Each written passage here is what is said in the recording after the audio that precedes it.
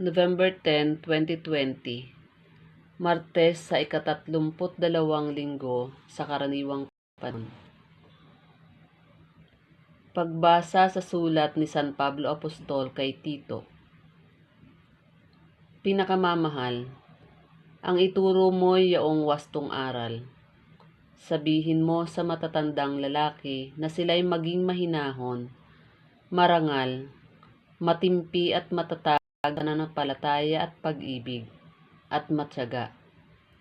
Sa matatandang babae naman, sabihin mong sila'y mamuhay ng maayos, huwag maninirang puri, at huwag mahilig sa alak. Magturo sila ng mabuti upang maakay nila ang mga kabataang babae na magmahal sa sariling asawa at mga anak. Ang mga babaeng ito'y kailangan din nilang turuang maging mahinahon, malinis ang isipan, mabait, masipag, at masunurin sa kani-kanilang mga asawa upang walang masabi laban sa salita ng Diyos. Pagbilinan mo rin ang mga kabataang lalaki na sila'y magpigil sa sarili. Sa lahat ng paraan, magpakita ka ng magandang halimbawa. Maging tapat ka sa iyong pagtuturo at huwag itong aariing biro. Wastong pangungusap ang lagi mong gagamitin upang hindi mapintasan ni numan ang sinasabi mo. Sa gayon, mapapahiya ang ating mga kalaban sapagkat wala silang maipaparatang sa atin. Sapagkat inihayag ng Diyos ang kanyang kagandahang loob na nagdulot ng kaligtasan sa lahat ng tao. Ito ang siyang umaakay sa atin upang talikdan ang likong pamumuhay at damdaming makalaman.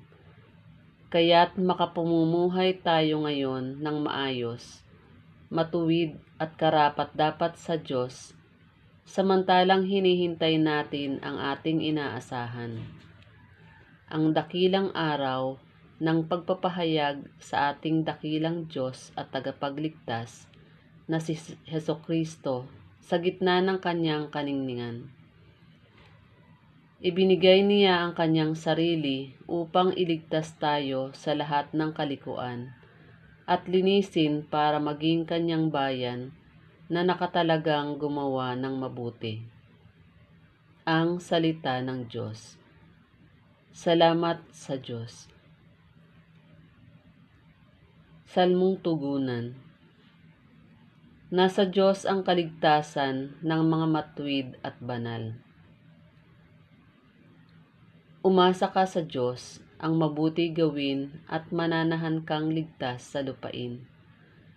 Sa Diyos mo hanapin ang kaligayahan at ang pangarap mo'y iyong makakamtan. Nasa Diyos ang kaligtasan ng mga matuwid at banal. Iingatan ng Diyos yaong masunurin, ang lupang minanay di na babawiin. Ang gabay ng tao sa kanyang paglalakad ay ang Panginoon nang upang maligtas sa gawain niya ang Diyos nagagalak. Nasa Diyos ang kaligtasan ng mga matuwid at banal. Ang mabuti gawin, masamay itakwil, at mananahan kang lagi sa lupain. Ang mga matuwid, ligtas na titira, at di na aalis sa lupang minana. Nasa Diyos ang kaligtasan ng mga matuwid at banal. Aleluya, aleluya. Ang nasa akin nagmamahal, tutupad sa aking aral. Ama't ako'y mananahan. Aleluya, aleluya. Ang mabuting balita ayon kay San Lucas. Noong panahong iyon, sinabi ng Panginoon, ipalagay natin kayo'y may aliping nag-aararo o nagpapastol kaya ng tupa. Pagkagaling niya sa bukid, sasabihin ba ninyo sa kanya, halika at makakain ka na. Hindi. Sa halip ay ganito ang sinasabi ninyo. Ipaghanda mo ako ng hapunan, magbihis ka at silbihan mo ako habang ako'y kumakain. Kumain ka pagkakain ko. Pinasasalamatan ba ang alipin dahil sa ginawa niya ang iniutos sa kanya? Gayon din naman kayo.